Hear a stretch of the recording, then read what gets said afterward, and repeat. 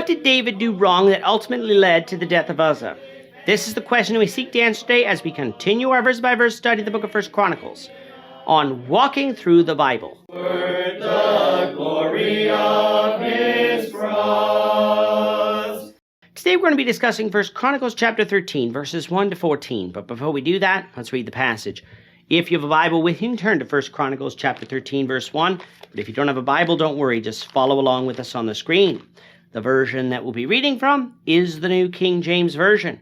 So, 1 Chronicles chapter 13, beginning at verse 1.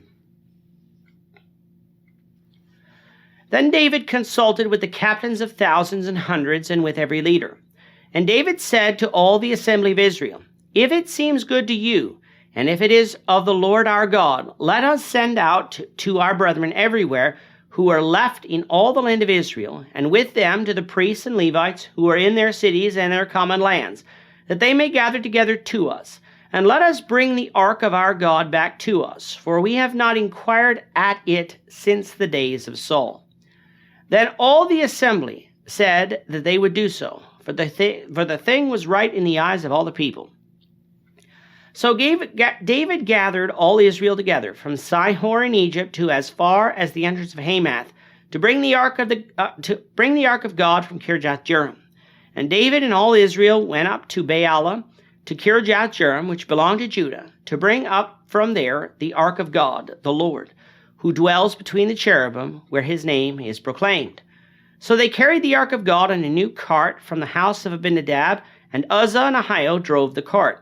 Then David and all Israel played music before God with all their might, with singing, on harps, on stringed instruments, on tambourines, on cymbals, and with trumpets. And when they came to Gidon's threshing floor, Uzzah put out his hand to hold the ark, for the oxen stumbled. Then the anger of the Lord was aroused against Uzzah, and he struck him because he put his hand to the ark, and he died there before God. And David became angry because of the Lord's outbreak against Uzzah. Therefore that place is called Perez-Uzzah to this day. David was afraid of God that day, saying, "How can I bring the ark of God to me?" So David would not move the ark with him into the city of David, but took it aside into the house of Obed-Edom the Gittite. The ark of God remained with the family of Obed-Edom in his house 3 months. And the Lord blessed the house of Obed-Edom and all that he had. David is now king over all Israel, with the civil war now over. He has united Israel under one ruler. He has consolidated power not only with his own mighty men, but with the army of the nation as a whole. He has centralized power in one national capital, Jerusalem, obtained by finally expelling the Jebusites. God was with David through all of this because David faithfully obeyed him. David, though, wasn't done uniting Israel, for there was still one more aspect of Israelite life still to deal with: the religious.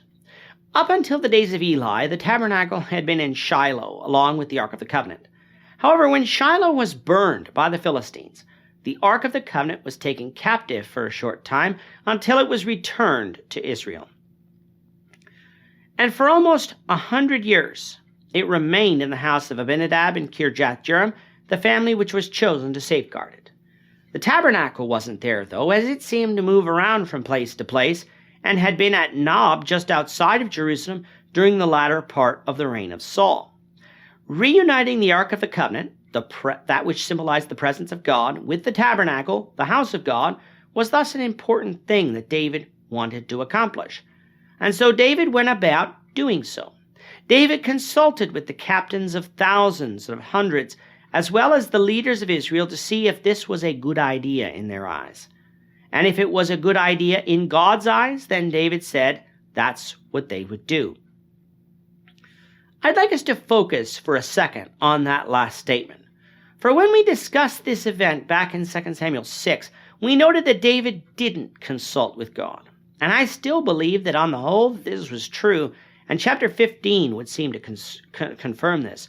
For had he properly and completely consulted God through the high priest, then what happened next, with David moving the ark on a new ox cart instead of the shoulders of the sons of Kohath, wouldn't have happened.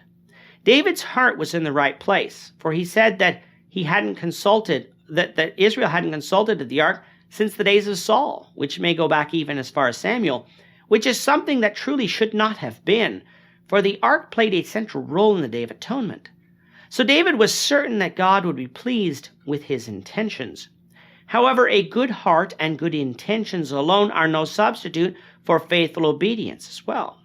You need to have both, worship in spirit and in truth, if we are to obey God. Here are God's specific instructions for moving the ark. Let's first of all read Exodus chapter 25, verses 14 and 15. You shall put poles into the rings of the sides of the ark, that the ark may be carried by them. The poles shall be in the rings of the ark, they shall not be taken from it. So as we can already see, the mode of transporting the ark was wrong, as it wasn't being carried by the poles, but on an ox cart. However, there were further instructions given in Numbers chapter 4, verses 4 to 6, and then verse 15. This is the service of the sons of Kohath in the tabernacle of meeting, relating to the most holy things. When the camp prepares to journey, Aaron and his sons shall come, and they shall take down the covering veil, and cover the ark of the testimony with it. Then they shall put on it a covering of badger skins, and spread over that a cloth entirely of blue, and they shall insert its poles. Skipping to verse 15. And when Aaron and his sons have finished covering the sanctuary and all the furnishings of the sanctuary, when the camp is set to go, then the sons of Kohath shall come to carry them. But they shall not touch any holy thing, lest they die. These are the things in the tabernacle of meeting, which the sons of Kohath are to carry. When we get to chapter 15, and David moving the ark correctly, it is going to be evident to conclude that the house of Abinadab was not of the house of Kohath. For had they been, they would have likely told David that they needed to carry the ark.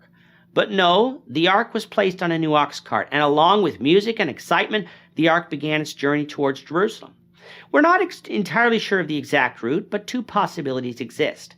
The more direct southern route is about 14 kilometers or 8.5 miles to Jerusalem. The issue with it is it's hilly. The longer northern route that would take you through Gibeon, Ramah, and Gibeah would be about 22 kilometers or 14 miles. The advantage of this route, though, is that it is less hilly.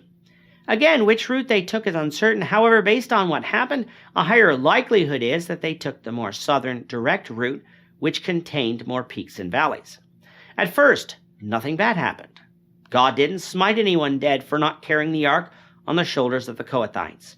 He could have, but he chose not to, for up until that time nobody had touched the actual ark. But the reason God chose the method of transport that he did was that it was far less likely that for all of the people involved in the transport would stumble and fall, thus dropping the ark, than it was if an animal did that. And wouldn't you know it, when the ox cart got to Chidon's threshing floor, the oxen stumbled. This man was called Nachon in 2 Samuel 6, but as we've seen with names before, either this was a translation of his name, or the man had two names, but whatever the case, this is the same place. When the oxen stumbled, Uzzah put out his hand to study the ark, something that we'd consider good, but was struck dead instantly by God, for God said that anyone who touched it, for whatever reason, would die. And God was true to his word. David was angry over the situation, but he had nobody to be angry with but himself. Copies of the law existed. David could have read it, or had it read to him. David could have consulted the high priest about the matter, but he seemingly didn't. And in fact, no priest is even mentioned here in chapter 13 as being present, but are specifically mentioned in chapter 15, making it likely that they weren't involved at all in the first endeavor.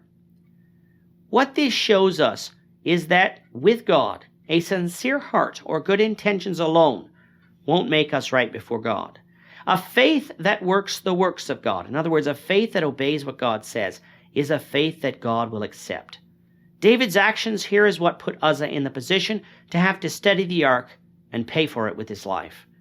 This was not God's fault. It was David's fault, and to a lesser extent, it was also Uzzah's fault, for even he had the opportunity to question whether moving the ark this way was actually the will of God.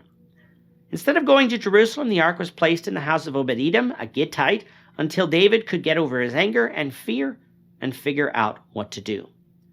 And there the ark remained for 3 months, all the while the Lord blessing Obed-Edom for his service. Before returning to deal with David successfully moving the ark, the chronicler will detour us back in time a short while and deal with David's defeat of the Philistines shortly after he took Jerusalem. So we'll hope you'll return for that. With that, our time is up for today. We'll be taking a one-day break and will return, the Lord willing, on Saturday, March 30th, 2024. When we return, we'll take up with 1 Chronicles 14, verses 1 to 17. We hope that you'll come back and join us in that discussion when we will continue our walk through the Bible, one verse at a time. Thank you for watching today's episode. We hope that you found it edifying and ask that you not only subscribe to our channel and podcast, but that you like and share this episode among your friends so that the saving gospel of Jesus Christ can go out to the whole world.